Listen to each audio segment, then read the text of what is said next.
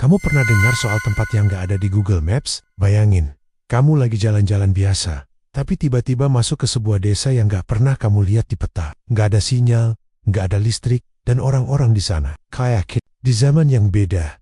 Tapi anehnya, mereka semua tahu kamu. Bahkan, ada yang bilang kamu pernah tinggal di sana. Dan yang paling gila, ada makhluk besar bersayap dengan mata menyala merah yang katanya penjaga desa itu. Cerita ini bukan cuma soal tempat terlarang, tapi soal rahasia besar yang dikubur antara dunia nyata dan dunia yang gak semua orang bisa lihat. Kalau kamu suka cerita mistis, misteri, dan twist yang gak ketebak, klik subscribe dulu sekarang, biar kamu gak ketinggalan satupun episodenya. Siap? Kita mulai dari awal. Ini adalah kisah tentang kampung yang tak terlihat di Google Maps. Raka bukan mahasiswa biasa. Dia cerdas, ambisius, dan dikenal perfeksionis soal tugas. Hari itu, dosennya memberikan tantangan yang katanya cocok untuk skripsi yang gak biasa. Tugasnya meliput kehidupan sosial budaya di desa terpencil, bernama Sembara. Tapi ada yang janggal. Saat Raka coba cari di Google Maps, nama desa itu gak ada. Ia pikir, mungkin desa ini belum terdata. Tapi koordinatnya dikasih langsung oleh dosen. Raka gak sendiri. Ia mengajak Lila, sahabat sekaligus partner liputannya, sejak semester 2. Perjalanan mereka dimulai dari kota kecil, naik motor melewati bukit, kebun teh, dan jalan tanah berkelok. Matahari mulai condong ke barat, waktu mereka sampai di depan gapura kayu tua yang bertuliskan, "Selamat datang di Sembara." Diam, dengarkan, bertahan. Tulisan itu bikin Lila merinding, tapi Raka tetap maju. Ia anggap ini bagian dari keunikan budaya lokal. Mereka disambut oleh seorang pria tua berjubah abu-abu yang memperkenalkan diri sebagai kepala desa. Ia tersenyum, tapi senyumnya seperti menyimpan sesuatu. Ia bilang, "Kalian boleh tinggal, tapi ingat satu hal, jangan keluar rumah saat malam tiba." Raka dan Lila saling pandang. Belum sempat bertanya lebih lanjut, pria itu langsung pergi. Begitu saja. Malam pertama di rumah kayu sederhana itu terasa hening, terlalu hening. Tak ada sinyal, tak ada lampu jalan, dan di kejauhan terdengar suara aneh, seperti langkah kaki, berat dan berirama. Lila bergumam pelan, "Rak, tempat ini kayak bukan bagian dari dunia kita." Raka hanya menatap keluar jendela. Dalam hatinya ia belum tahu bahwa ini bukan sekadar tugas jurnalistik. Ini adalah awal dari rahasia besar yang selama ini tersembunyi dari dunia luar. Pagi di desa Sembara terasa ganjil. Udara sejuk, kabut tipis menggantung di antara pepohonan, tapi yang aneh, nggak ada suara ayam, nggak ada motor lewat, nggak ada obrolan. Warga hening, seperti desa ini cuma diamati, bukan dihuni. Raka mulai mengambil gambar. Lila mencatat beberapa hal. Mereka mencoba mewawancarai beberapa warga. Orang-orangnya ramah, tapi jawaban mereka selalu pendek. Dan satu hal yang paling aneh, semua warga seperti enggan menyebut nama Sembara dengan lantang. Setiap kali Raka bertanya, kenapa desa ini nggak ada di Google Maps? Jawabannya selalu sama. Karena memang tidak perlu ada. Raka pikir mereka bercanda, tapi tidak ada yang tertawa. Sore harinya, mereka berdua mencoba cari sinyal di bukit kecil di belakang rumah. Tidak ada sinyal. Tidak ada jaringan wifi. Bahkan, GPS di HP Raka cuma muter-muter, gak bisa ngunci lokasi. Lila mulai gelisah. "Rak, kok desa ini kayak sengaja disembunyikan ya?" Raka belum sempat jawab. Tiba-tiba muncul seorang anak kecil usianya, sekitar 6 tahun, membawa kertas gambar. Ia duduk di bawah pohon dan menggambar sesuatu. Perlahan, serius. Lila mendekat dan bertanya, "Kamu gambar apa?" Anak itu mengangkat kertasnya. Di sana terlihat sesosok makhluk raksasa. Tinggi, bertanduk besar, bersayap lebar, matanya merah menyala. Raka tersentak. "Ini siapa?" tanyanya. Anak itu menjawab dengan suara pelan, "Itu yang jaga desa. Ini, biar gak ada orang jahat masuk." Lila menelan ludah. Raka terdiam. Malam belum tiba, tapi udara mendadak terasa dingin. Dan jauh dari bukit itu, dari arah hutan, terdengar gemuruh halus, seperti langkah sesuatu yang sangat besar. Hari ketiga di desa Sembara, Raka mulai merasakan sesuatu yang mengganggu pikirannya. Bukan karena desa ini nggak punya sinyal, bukan karena malamnya sunyi, tapi karena wajah-wajah warga yang ia temui terasa familiar. Seorang nenek yang duduk menjahit di teras rumah. Seorang pemuda yang tiap pagi menyapu halaman balai desa. Bahkan anak kecil yang menggambar makhluk penjaga kemarin. Raka merasa seolah pernah melihat mereka. Tapi di mana? Ia coba mengingat. Lalu malam itu, di antara kantuk dan gelisah, mimpi lama muncul lagi. Mimpi yang sering ia alami sejak kecil. Tentang sebuah desa kabut dengan suara gemuruh dan makhluk bersayap yang terbang mengitari pohon raksasa. Dulu ia pikir itu cuma mimpi aneh. Tapi semua terasa nyata.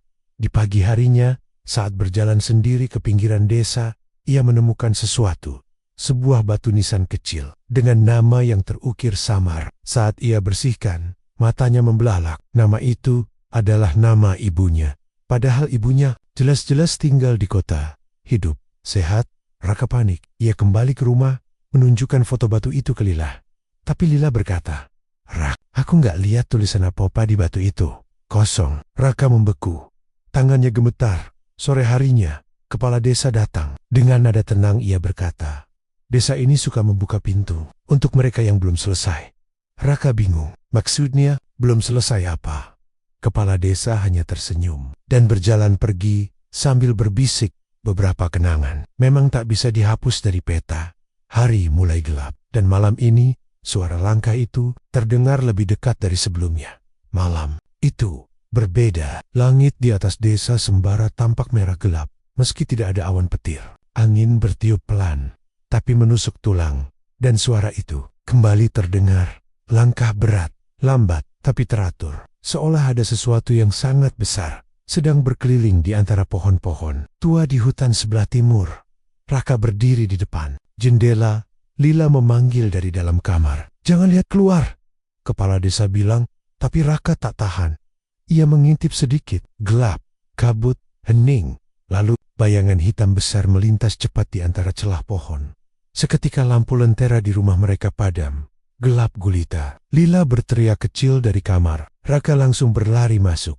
Mereka berdua memutuskan untuk tetap di kamar, menyalakan lilin kecil dan membaca catatan yang mereka kumpulkan. Tiba-tiba, suara ketukan, tapi bukan di pintu, melainkan dari atap 3 kali. Lalu, hening. Pagi harinya, desa jadi ramai. Ternyata, salah satu warga, Pak Karta, tukang kayu desa, hilang. Istrinya bilang, suaminya keluar semalam karena mendengar suara tangisan dari arah hutan. Warga tidak mencari. Mereka hanya membakar dupa dan menggantungkan daun kering di depan rumah. Raka bingung. "Kalian gak cari Pak Karta?" Seorang ibu menjawab dengan pelan, "Kalau dia dipanggil, berarti sudah waktunya." Lila sudah mulai cemas. "Rak, kita harus pulang. Ini bukan tempat buat orang luar." Tapi Raka belum mau. Ada sesuatu dalam dirinya yang bilang kalau ini bukan sekadar tugas. Ini soal dirinya sendiri. Dan malam berikutnya, suara dari hutan itu makin jelas. Langkah besar, nafas berat, dan sesekali terdengar raungan panjang yang gak mungkin berasal dari manusia. Raka mulai panik. 3 hari di sembara, 1 orang hilang, dan suara-suara dari hutan makin sering terdengar.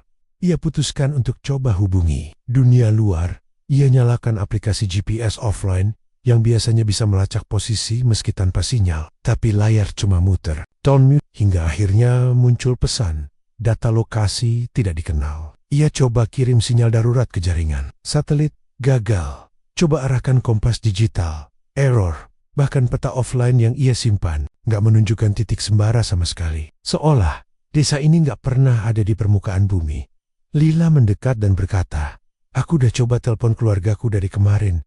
HP-nya normal, tapi nggak ada yang nyambung." Raka merasa ada yang tidak beres.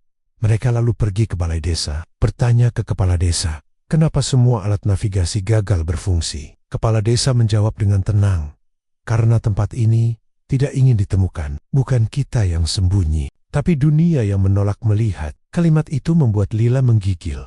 "Pak, kami mau pulang sekarang." Kepala desa menatap mereka lama, lalu menjawab, "Kalau memang waktunya, pintu akan terbuka. Tapi kalau belum, kalian hanya akan kembali ke sini lagi." Raka dan Lila saling pandang. Hari masih siang. Mereka putuskan nekat, keluar lewat jalur semula, naik motor, menyusuri jalan tanah, lurus, sampai akhirnya mereka tiba kembali di gapura yang sama. Gapura kayu bertuliskan, "Selamat datang di Sembara. Diam, dengarkan, bertahan." Padahal mereka merasa sudah menempuh arah yang benar, sudah 1 jam lebih. Tanpa berbelok, Lila mulai menangis. Raka hanya bisa berkata pelan, "Kita dikurung." Dan dari kejauhan, angin membawa bisikan samar. Bisikan yang berbunyi, "Palem, waktunya pergi." Sejak kejadian di Gapura kemarin, Lila memilih berdiam di rumah. Ia makin pucat, tak bicara banyak. Raka berusaha kuat, meski pikirannya juga mulai kacau. Sore itu, saat ia berjalan ke arah mata air desa, ia bertemu seorang lelaki tua. Tubuhnya kurus, duduk di atas batu, dan buta, matanya kosong, tapi wajahnya seolah tahu segalanya. Lelaki itu bicara pelan, "Kau sudah kembali." Raka terdiam. "Kembali dari mana?" Lelaki itu mengangguk pelan. "Aku ingat suara langkahmu waktu kau masih kecil, sekitar 17 tahun lalu." Raka tertawa kecil, mengira itu hanya omongan orang tua linglung. 17 tahun lalu? Saya belum pernah ke sini." Tapi lelaki itu menggeleng. "Tidak, kau dibawa ke sini. Malam itu, kau sakit, hampir mati, dan kau diselamatkan oleh makhluk penjaga. Setelah itu, ingatanmu dihapus, dan kau dikembalikan." Rockman, lelaki itu melanjutkan, "Kau bukan orang asing di sini. Kau bagian dari Sembara." Pikiran Raka berputar. Ia tak percaya, tapi potongan mimpi masa kecilnya tentang desa berkabut. Suara raungan, dan mata merah terasa makin nyata. Ia pulang cepat ke rumah, membuka catatan lamanya, foto masa kecil, apapun, dan ia menemukan satu hal yang mengganggu. Sebuah foto lama dari usia 6 tahun. Raka kecil sedang duduk di depan sebuah rumah kayu. Tapi latar belakang rumah itu persis sama dengan rumah tempat ia dan Lila menginap sekarang. Bukan mirip, persis. Raka terdiam. Dan saat ia menoleh keluar jendela, ia melihat kepala desa berdiri diam di tengah kabut, menatapnya dari kejauhan, seolah tahu semua yang baru saja ia temukan. Malam pun jatuh, dan di kejauhan, suara langkah berat dari hutan kembali terdengar. Tapi kali ini disertai suara raungan panjang yang membuat tanah bergetar pelan. Raka akhirnya sadar, Sembara bukan sekadar desa, ini adalah perangkap. Dan dirinya mungkin bukan siapa yang ia kira. Kabut turun lebih cepat dari biasanya. Langit belum sepenuhnya gelap, tapi matahari seolah enggan menyinari desa Sembara. Raka duduk di depan rumah, matanya tajam menatap arah hutan. Ia merasa diawasi. Sementara di dalam rumah, Lila mulai berubah. Ia jarang bicara, hanya duduk diam menatap lantai. Sesekali ia menggambar, tapi gambarnya selalu sama. Sosok besar, bertanduk, dan bermata merah. Raka tak tahan. Ia harus tahu apa yang sebenarnya bersembunyi di balik hutan itu. Ayat center, dan malam itu, ia melangkah sendirian masuk ke dalam kegelapan. Langkahnya pelan. Setiap ranting yang patah di bawah kakinya terdengar begitu nyaring. Angin berhenti, hutan sunyi, tapi hawa panas makin terasa menusuk kulit. Tiba-tiba, senter Raka mati. Gelap total. Ia mencoba menyalakan kembali, tapi gagal. Dan di saat itu, matanya menangkap kilatan merah di kejauhan. 2 titik cahaya bergerak perlahan menuju arahnya. Kemudian terdengar suara, bukan raungan, tapi nafas berat, dalam, panas. Raka mundur selangkah, dan dari balik kabut, sosok itu muncul, tinggi, 2 kali lipat pohon di sekitarnya. Kulitnya seperti batu bercahaya. Sayapnya terlipat di punggung, dan matanya menatap Raka tanpa berkedip. Tapi yang paling aneh, makhluk itu tidak menyerang. Ia hanya berdiri, lalu membungkuk pelan, seolah memberi hormat, lalu hilang. Kembali ke kabut Roka terdudak. Nafasnya tak teratur, kakinya lemas, tapi pikirannya justru makin kacau. Siapa makhluk itu? Kenapa ia tidak menyerang? Dan kenapa Raka merasa tidak takut? Saat Raka kembali ke rumah, Lila sudah tertidur. Tapi di meja ada gambar baru, gambar sosok besar yang sama berdiri di samping seorang anak kecil. Anak kecil itu mengenakan baju yang sama seperti foto masa kecil Raka pagi itu. Lila sudah tidak seperti biasanya. Wajahnya pucat, matanya sembab, dan bicaranya terbatas. Ia bilang, ia sudah tak tahan. Ia merasa desa ini sedang menarik dirinya ke arah yang tak bisa dijelaskan. Raka mencoba menenangkan. Kita akan cari jalan keluar, Li. Tapi jangan nekat sendiri tapi malam nia. Lila menghilang. Raka terbangun dan menemukan pintu depan. Terbuka. Jejak kaki kecil tampak di tanah basah. Menuju arah hutan belakang. Ia panik. Mencari ke seluruh penjuru desa. Tapi tak ada seorang pun yang mau membantu. Beberapa warga hanya menunduk. Salah satu ibu-ibu berbisik pelan kalau dia keluar saat malam. Dia sudah dilihat oleh penjaga. Raka membeku. Dilihat. Apa maksudnya? Kepala desa akhirnya bicara. Jika seseorang mencoba kabur dengan hati penuh ketakutan, maka ia dianggap ancaman dan penjaga akan bertindak. Raka marah. Kalian tahu, dia diambil tapi kalian diam saja. Kepala desa menatap Raka tajam. Desa ini tidak menyukai penolakan. Ia hidup dan ia menilai niat hati manusia. Raka berlari ke arah hutan, berharap bisa menemukan jejak Lila. Tapi yang ia temukan hanyalah syal merah milik Lila, tergantung di dahan pohon. Tak ada dera, tak ada luka, hanya keheningan dan kabut yang semakin tebal. Raka terduduk. Lila hilang, dan satu-satunya yang mungkin tahu kemana dia pergi adalah makhluk itu. Penjaga desa. Malam pun tiba, dan dari kejauhan terdengar suara gemuruh. Bukan langkah, tapi seperti suara sayap besar yang menggetarkan langit. Sejak Lila menghilang, Raka hampir tak tidur. Ia berjalan seperti orang bingung, menatap kosong, tapi pikirannya penuh tanya. Semua petunjuk mengarah ke satu hal, makhluk penjaga, dan dirinya sendiri. Pagi itu, seorang wanita tua mendatanginya. Rambutnya memutih, tubuhnya bungkuk, tapi matanya tajam. Ia memperkenalkan diri sebagai penjaga pusaka desa. Dan tanpa basa-basi, ia berkata, "Kau harus tahu, darahmu bukan darah biasa." Raka bingung. Apa maksudnya? Wanita itu membuka gulungan kain dari dalam tasnya. Di dalamnya, ada potongan kain merah tua, penuh simbol. Lalu sebuah cermin tua yang permukaannya retak. Dan di tengah cermin itu, muncul bayangan. Bayangan seorang wanita muda menggendong bayi kecil. Lalu makhluk besar bersayap muncul dan meneteskan darah dari jarinya. "Kedahisi." Bayi Raka mundur selangkah. "Itu aku." Wanita tua itu mengangguk. 17 tahun lalu. "Kau sakit keras. Ibumu membawamu ke gerbang antara dunia. Gandawu, sang penjaga, memilih menyelamatkanmu. Dengan Sairet sebagian jiwamu terikat pada tanah ini." Raka menelan ludah. "Jadi, aku ini apa? Campuran?" Jawab wanita itu. "Masih manusia. Tapi itulah kenapa desa ini menerimamu dan menolakku jika kau pergi." Raka duduk. Kepalanya berdenyut. Semua mimpi, semua ingatan, semua penglihatan sekarang masuk akal. Ia bukan sekadar pengunjung. Ia bagian dari desa ini. Bukan karena tinggal di sini, tapi dihidupkan kembali di sini. Dan sekarang, ketika ia mencoba menolak, menantang, dan keluar, sesuatu yang lebih besar sedang bangkit. Dan Lila mungkin tertahan karena ikatan itu belum selesai. Raka menatap ke arah hutan. Ia sadar satu-satunya cara untuk menemukan Lila adalah ke dunia yang selama ini tak boleh disentuh. Raka berdiri di depan sebuah goa tua, tersembunyi di balik akar pohon besar yang menggantung seperti tirai. Ia mendapat petunjuk dari wanita tua penjaga pusaka, bahwa inilah gerbang antara dunia, tempat semua makhluk penjaga berlindung, sekaligus mengawasi. Langkahnya pelan. Udara di dalam goa terasa aneh, bukan dingin, bukan hangat, seperti waktu berhenti berdetak. Dinding goa dipenuhi lukisan-lukisan kuno, bukan dari kuas, tapi dari goresan kuku, darah dan debu emas. Semua menggambarkan makhluk bersayap, manusia yang tersungkur, dan cahaya yang terbelah dua tiba-tiba. Suara berat terdengar. Bukan jema, tapi bisikan yang menembus pikiran. "Kau kembali, darah kami belum selesai." Raka menoleh cepat. Di ujung goa, sebuah rongga batu terbuka perlahan. Cahaya kemerahan keluar dari dalamnya. Daun dari saitu. Gandawu muncul.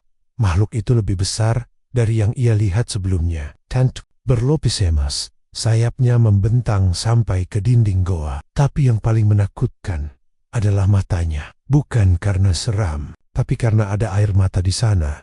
Gandawu tidak menyerang. Lalu berbicara langsung ke pikiran Raka. "Kau diberi hidup, tapi hidup itu punya harga." Raka menggeleng. "Aku tidak minta diselamatkan." "Kau tidak, tapi memohon." Tiba-tiba, waktu dalam goa terputar. Raka melihat dirinya kecil, terbaring sakit di pelukan ibunya. Tubuhnya lemah, nyaris tak bernyawa. Ibunya menangis dan berkata, "Ambil apapun dariku, asal dia hidup." Gandawu menjawab, "Bukan darimu, tapi dari masa depannya." Raka terdiam. Selama ini ia pikir ia anak biasa, tapi ternyata sebagian hidupnya telah dikorbankan. Dan sekarang bagian itu mulai menuntut kembali. Gandawu menatapnya dalam. "Jika kau pergi, keseimbangan retak. Jika kau bertahan, seseorang harus menggantikan tempatmu." Raka sadar, ini bukan soal memilih, tapi soul menerima. Dan ia tahu, jika ingin menyelamatkan Lila, ia harus membuka pintu yang selama ini terkunci. Pintu menuju dunia yang tak seharusnya disentuh manusia. Raka melangkah masuk ke rongga batu di dalam goa. Langit-langitnya bersinar merah lembut, dan setiap pijakan terasa seperti melintasi mimpi. Udara di sana tidak seperti bumi. Waktu seperti berhenti. Suara seperti tenggelam. Di ujung lorong Raka menemukan altar tua. Di atasnya tergantung kain merah yang berkibar meski tak ada angin. Dan di depan altar ada sebuah gerbang besar dari batu hitam, penuh ukiran makhluk bersayap, dan di tengahnya terdapat simbol yang sama seperti yang pernah muncul di dahi Raka dalam mimpinya. Itulah gerbang kedua, gerbang antara dunia nyata dan dunia penjaga. Gandawu muncul dari balik bayangan. Suara pikirannya kembali terdengar. Gerbang ini hanya bisa dibuka oleh darah yang seimbang. "Kau adalah kunci." Raka maju. Saat ia menyentuh batu itu, tubuhnya gemetar. Luka kecil terbuka di telapak tangannya. Tetes darahnya jatuh ke ukiran tengah, dan gerbang mulai bergetar. Udara mendesing.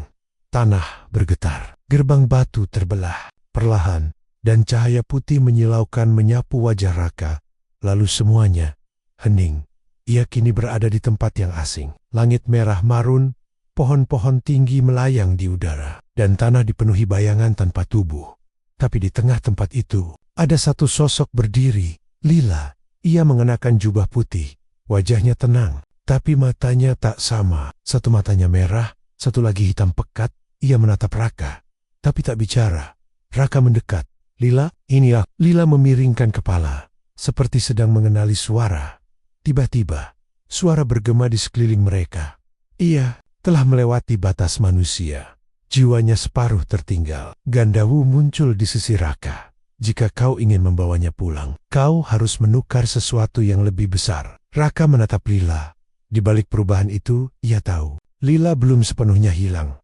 Ia harus memilih, tetap menjadi manusia, atau membayar harga untuk membawa Lila kembali. Gerbang sudah terbuka, dan waktu mulai berjalan kembali. Malam itu, gerbang batu di dalam goa tertutup perlahan. Dan dalam kabut putih, Lila muncul kembali. Ia berdiri diam di depan Raka.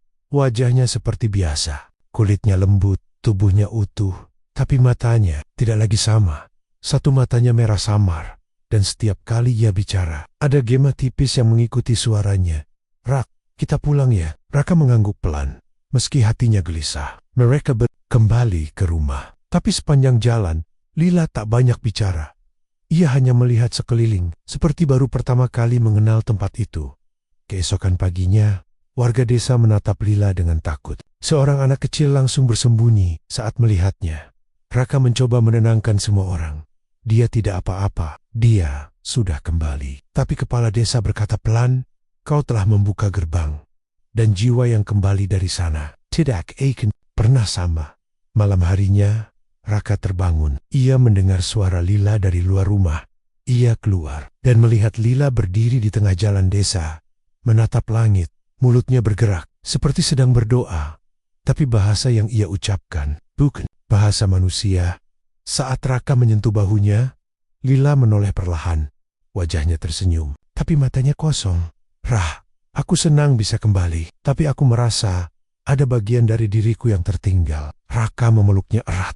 Tapi dari balik pelukannya, Lila berbisik, "Dan bagian itu sedang memanggilku pulang." Angin menerpa, lampu lentera padam sendiri, dan dari kejauhan, kabut tipis mulai merambat ke seluruh desa, menandakan bahwa apa yang seharusnya tertinggal mungkin sedang mencari jalan kembali. Setelah malam itu, Raka tidak bisa tidur. Lila tampak normal di luar, tapi setiap malam, ia berbicara dalam bahasa asing, seolah sedang berkomunikasi dengan sesuatu dari tempat lain. Raka tahu, waktunya hampir habis. Pagi itu, Ia kembali ke rumah wanita tua penjaga pusaka. Ayah, agar diberi jawaban terakhir, dengan suara pelan, wanita itu berkata, ada satu tempat lagi, tempat di mana ingatanmu disimpan. Tempat itu hanya bisa dibuka oleh kesadaranmu sendiri. Ia mengantar Raka ke balik bukit ke sebuah danau. Kecil, airnya bening, tidak dalam, tapi di tengahnya ada batu hitam mengapung. Wanita itu berkata, duduklah, pejamkan mata, dan biarkan masa lalumu bicara.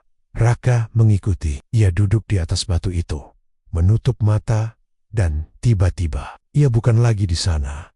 Ia melihat dirinya kecil, terbaring di atas kain putih. Tubuhnya lemah, kulitnya pucat. Ibunya, di sampingnya, di sekelilingnya, ada warga desa, dan di belakang mereka berdiri Gandawu. Makhluk besar itu meletakkan satu tetes darah di dahi Raka kecil. Lalu cahaya merah menyelimuti tubuhnya. Detik itu juga, Raka kembali bernapas. Ibunya memeluknya dan menangis. Tapi kemudian, datang kesepakatan. Kepala desa berkata pada ibunya, kau boleh bawa dia kembali ke dunia manusia. Tapi saat waktu memanggil, dia harus kembali. Ibunya mengangguk. Lalu semuanya lenyap. Raka membuka mata. Danau itu kini sunyi, tapi di dalam dirinya semuanya jelas. Ia pernah mati, dan hidupnya sekarang adalah pinjaman. Makhluk penjaga menyelamatkannya, tapi dengan satu syarat, jiwanya tak boleh sepenuhnya lepas dari tanah ini. Dan sekarang, saat Raka mencoba melawan takdir itu, harga yang dibayar adalah jiwa Lila. Malam itu, Raka duduk di bawah pohon besar di tepi danau. Lila tertidur di dalam rumah. Tubuhnya lelah, pikirannya samar. Ia sering mengigau, menyubat nama-nama yang tidak dikenal. Sesekali tubuhnya gemetar, seperti menahan sesuatu yang ingin keluar dari dalam dirinya. Raka tahu, waktunya tinggal sedikit. Entah untuk Lila atau untuk dirinya sendiri. Gandawu muncul di hadapannya. Tak ada ancaman, tak ada suara keras. Hanya tatapan dalam dan satu kalimat yang menggema. Waktumu telah habis, pilihlah. Raka menunduk. Apa yang terjadi kalau aku pergi? Lila akan tetap, tapi jiwanya akan retak perlahan. Ia akan menjadi bagian dari dimensi penjaga. Hidup, tapi bukan manusia lagi. Raka menggertakkan gigi. Kalau aku bertahan, dan dia pergi, kau akan menjadi penjaga baru. Tubuhmu akan ditinggalkan, tapi jiwamu akan menjaga desa ini sampai waktu memanggil kembali. Raka terdiam. Di pikirannya, semua kenangan bersama Lila bermunculan. Tawa di kampus, hujan pertama bersama, proyek liputan pertama mereka. Lila bukan hanya sahabat, dia rumah, dia tujuan. Tapi kini, ia menjadi pintu menuju akhir dari kehidupan biasa Raka. Gandawu mendekat, tapi ada satu jalan lain. Raka menatap, kau bisa memaksa gerbang ditutup. Tengen, kau menanggung seluruh ikatan. Selamanya, Raka menatap langit sembara yang sunyi. Lalu menutup mata, aku akan melakukannya. Gandawu tidak menjawab. Ia hanya mengangkat tangan besar bersisiknya, dan udara sekitar mulai bergetar. Gerbang antara dunia mulai terbuka satu kali lagi. Untuk pilihan yang tak akan bisa diulang, langit di atas sembara berubah. Awan berputar seperti pusaran, dan angin mengerang panjang seperti suara orang menjerit. Raka berdiri di depan altar batu. Tangan kirinya berdarah, matanya merah karena lelah. Di sampingnya, Lila berdiri lemah. Matanya memohon, tapi tak keluar. Gandawu muncul dari balik kabut. Ia tak membawa amarah, tapi wujudnya kini lebih besar. Sayapnya terbuka lebar, menutupi langit.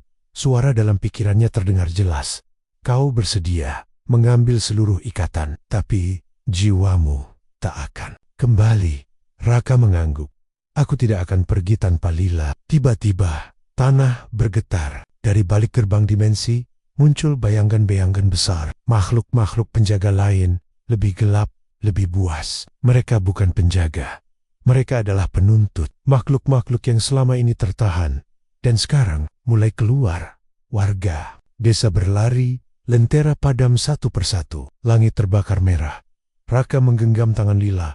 Dan di saat itu, jiwanya ditarik. Ia jatuh ke lutut. Tubuhnya mulai kehilangan warna. Tapi ia tetap menatap Lila. Dan berkata pelan, aku janji, kamu akan pulang. Tiba-tiba, Lila menjerit. Bukan karena takut, tapi karena sadar. Jangan Raka, korbankan semuanya sendirian. Tapi Raka tetap diam. Gandawu mengangkat tangannya. Udara terhenti.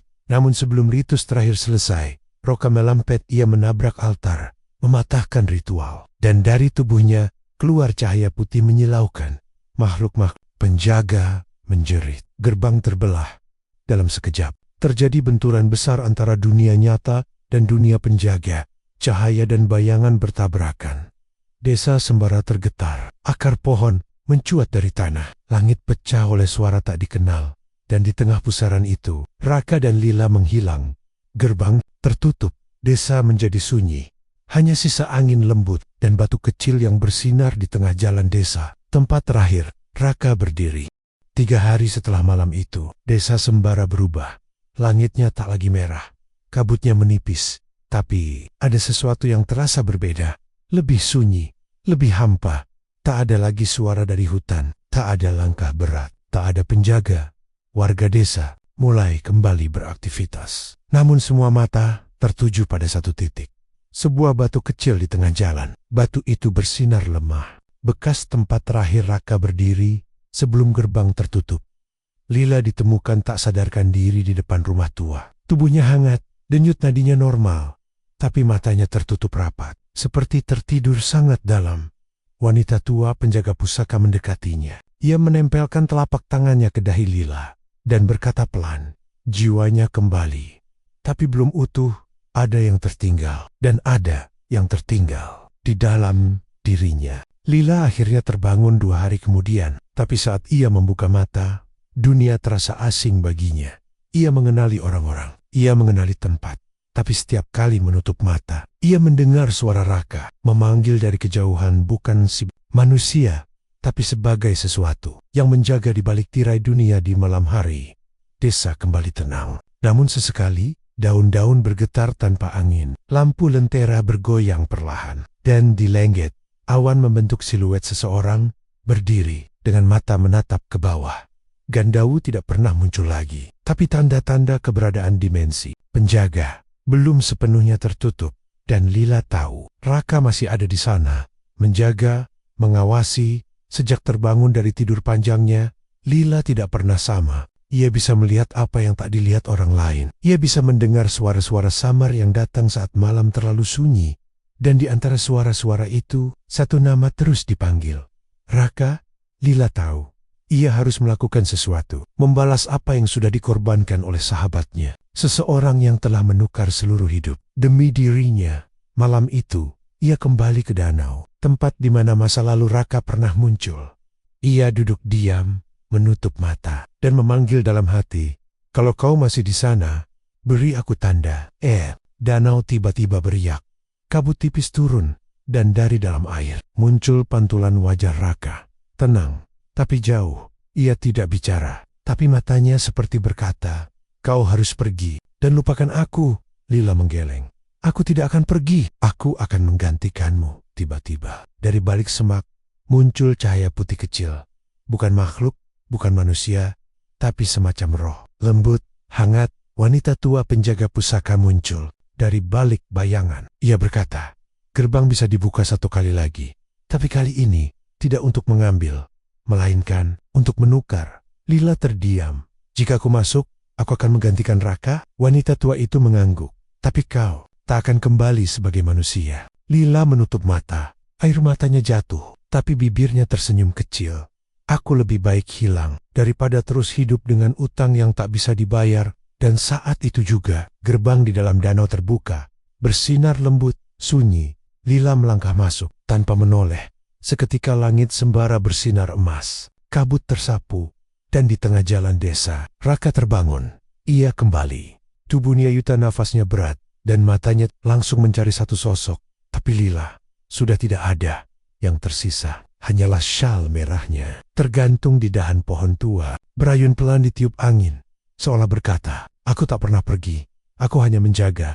Dari sisi yang berbeda, Raka terbangun di tepi jalan hutan. Sendirian, tubuhnya kotor. Napasnya masih berat. Tapi detak jantungnya stabil. Di sekelilingnya, hanya suara alam. Tidak ada kabut, tidak ada makhluk, tidak ada tanda-tanda desa. Beberapa jam kemudian, Sebuah mobil polisi patroli menemukannya. Dibawa ke klinik terdekat, dirawat, dipulihkan. Saat ditanya, "Kamu dari mana, Nak?" Raka hanya menjawab pelan, sembara. Tapi semua orang yang mendengarnya hanya diam. Lalu menjawab, "Tidak ada desa bernama Sembara di daerah ini." Raka diam. Beberapa hari kemudian, ia kembali ke titik koordinat awal. Tempat pertama kali ia dan Lila masuk. Ia berjalan menyusuri jalur yang sama. Tapi, gapura itu tak lagi ada. Yang tersisa hanya pohon-pohon biasa dan semak liar yang tumbuh tak beraturan. Ia mencoba gunakan peta, Google Maps, kompas, GPS offline, dan benar, tidak ada jejak desa itu. Seolah tempat itu memang tak pernah ada, tapi Raka tahu. Semua itu bukan mimpi.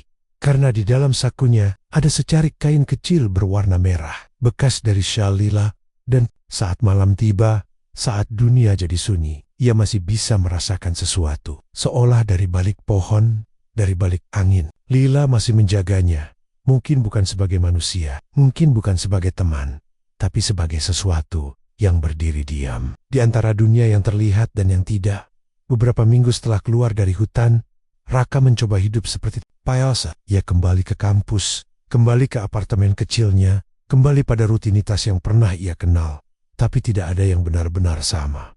Ia duduk sendirian di ruang perpustakaan, membuka laptop, dan mulai mengetik. Sembara, desa tanpa jejak, dijaga oleh makhluk legendaris, dan dihuni oleh rahasia antara hidup dan mati. Ia tulis semuanya. Perjalanan, kabut, Gandawu, gerbang batu, dan Lila. Setiap detail ia rangkai seperti laporan jurnalistik, bukan untuk tugas kuliah, tapi untuk kebenaran. Raka mengirim tulisan itu ke media, ke blog misteri, ke saluran podcast, horor. Tapi semuanya membalas dengan satu kata, fiksi. Tak ada yang percaya, tak ada bukti, tak ada foto, tak ada peta. Hanya satu benda yang ia simpan, kain merah kecil dari syal Lila, yang ia masukkan ke dalam bingkai kaca dan gantungkan di dinding. Setiap malam, sebelum tidur, Raka menatap kain itu. Dan terkadang, ia masih bisa mendengar suara tertawa pelan, tawa Lila. Di antara tiupan angin dari jendela yang setengah terbuka, ia tahu Lila sudah tak di dunia ini sepenuhnya. Tapi juga belum benar-benar hilang.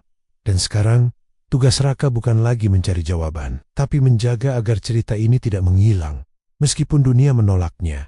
Karena beberapa tempat tidak bisa ditemukan di peta, tidak bisa ditandai dengan sinyal, tapi tetap hidup di dalam jiwa mereka yang pernah menyentuhnya. Beberapa tahun berlalu, sejak Raka kembali dari desa Sembara, ia tidak pernah benar-benar bercerita lagi. Tulisan-tulisannya tersimpan di folder yang tak dibuka orang, dan kehidupan berjalan. Seperti biasa, tapi tiap tahun, pada tanggal yang sama, Raka selalu pergi ke tempat yang tak ada di peta. Ayat menyusuri jalan tanah, melewati semak dan pohon, lalu berhenti di titik kosong. Hanya rerumputan, kabut tipis dan sunyi. Di sana, ia duduk diam, membaca puisi pendek, dan menggantungkan bunga kering di dahan pohon. Tak ada siapapun yang tahu untuk siapa. Tapi malam itu berbeda. Dari kejauhan, seorang anak kecil terlihat berdiri di tepi hutan. Ia menatap Raka, lalu menoleh ke arah kabut. Kabut itu perlahan membuka, menampakkan dua sosok, siluet pria muda dan seorang perempuan, berdiri berdampingan, diam, dengan cahaya samar di sekeliling mereka. Sang anak kecil bertanya pada ibunya, "Bu, siapa itu?" Ibunya menjawab pelan, "Mereka bukan siapa-siapa, Nak.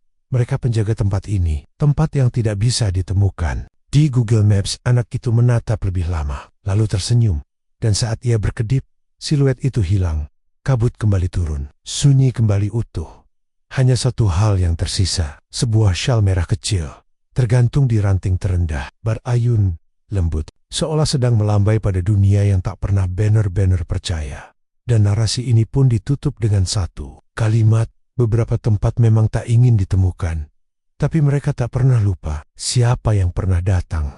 Dan begitulah, kisah tentang kampung yang tak terlihat di Google Maps, akhirnya sampai di ujung jalan, sebuah tempat yang tidak pernah bisa dicari, tapi bisa menemukanmu saat waktunya tiba, tempat di mana batas antara manusia dan penjaga hanya setipis keyakinan. Kalau kamu pernah merasa cerita ini terlalu aneh untuk jadi nyata, mungkin itu tandanya kamu belum dipanggil.